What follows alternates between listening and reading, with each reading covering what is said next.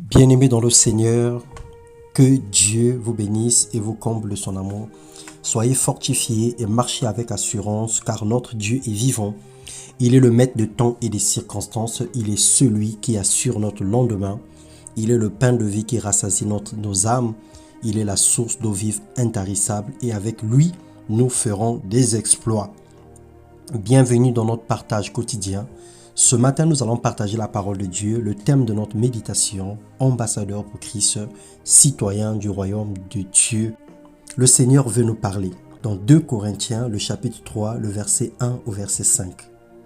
En parlant ainsi, commençons-nous de nouveau à nous recommander nous-mêmes ou avons-nous besoin, comme certains, de vous présenter des lettres de recommandation ou de vous en demander? Notre lettre, c'est vous-même. Une lettre écrite dans notre cœur que tout le monde peut connaître et lire. Il est évident que vous êtes une lettre que le Christ a confiée à notre ministère et il nous a fait écrire, non avec de l'encre, mais par l'Esprit de Dieu vivant. Non sur des tablettes de pierre, mais sur des tablettes de chair sur vos cœurs. Bien-aimés, la Bible interprète cette parole de la manière suivante. Nous, nos vies, nous sommes des lettres. Ça veut dire que lorsque nous marchons dans la rue, lorsque nous sommes hors de nos maisons, les gens lisent la parole de Dieu en nous. Les gens lisent le message de Christ en nous. Notre attitude, nos comportements, notre façon de faire communique un message au monde extérieur tel une lettre. Telle est l'assurance que nous avons par le Christ devant Dieu. Cela ne veut pas dire que nous puissions nous considérer par nous-mêmes à la hauteur d'une telle tâche. Au contraire, notre capacité vient de Dieu.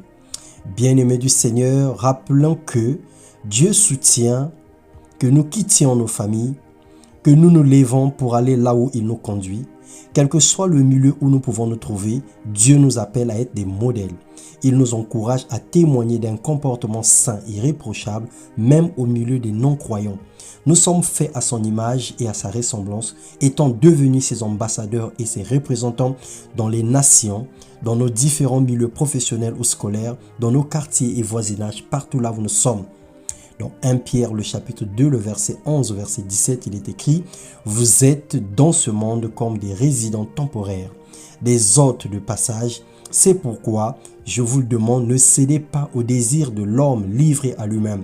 Ils font la guerre à l'âme. Ayez une bonne conduite au milieu des païens, ainsi dans le domaine même où ils vous calomnient, en vous accusant de faire le mal, ils verront vos bonnes actions et loueront Dieu le jour où il interviendra dans leur vie. Lorsque le Seigneur appellera certaines personnes au salut et à la conversion, ces mêmes personnes doivent bénir le Seigneur parce que nous avons été des modèles pour eux. Mais ils ne doivent pas dire, comme certains ont l'habitude de dire, que si cette personne va au ciel, ça veut dire que moi également en tant que païen, je rentrerai au ciel. Simplement parce qu'en cette personne, on ne trouve pas un bon témoignage. En cette personne, on trouve que de la méchanceté. Cette personne est belliqueuse, cette personne est méchante, cette personne est insouciante, cette personne manifeste un comportement indigne au point où dans tout le quartier et dans tout le voisinage, les gens se plaignent d'elle. Dieu nous déplace, nous envoie et nous établit loin de notre quotidien et parfois très loin de nos pays pour le servir, pour faire sa volonté et manifester sa gloire. Ne change pas parce que tu sembles penser que personne ne te voit, parce que tu sembles te retrouver loin du quotidien. N'imite pas les habitudes des personnes que tu rencontres dans le nouveau pays ou territoire là où Dieu t'établit. Ne va pas auprès des dieux étrangers, ne consulte pas les morts, ne fais pas usage aux fétiches et à l'occultisme. Dieu t'appelle à influencer, à dominer, à ne pas avoir honte de lui et de toujours l'honorer et de vivre pour lui entièrement. Dieu veut que nous soyons ses imitateurs. Que Dieu vous bénisse, bien-aimés, ce matin.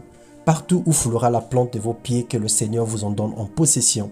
Qu'il vous fasse voir sa gloire comme il a fait voir à Moïse. Et qu'il vous ouvre les portes dans le nom de Jésus-Christ. Que tout ce que nous allons entreprendre, que tout ce que nous allons toucher, que tout ce que nous allons désirer, que le Seigneur puisse nous en donner pour la gloire de son nom. Parce que nous sommes des ambassadeurs pour Christ. Nous sommes des citoyens du royaume de Dieu. Et tout a été créé par lui et pour lui. Et rien ne peut nous être refusé. Lorsque nous allons arriver quelque part, nous serons des diplomates et nous aurons les privilèges qu'un ambassadeur reçoit même à l'étranger. À l'étranger, tu es toujours chez toi parce que tu es ambassadeur. Dans n'importe quel pays du monde, dans n'importe quel quartier, tu es toujours enfant de Dieu.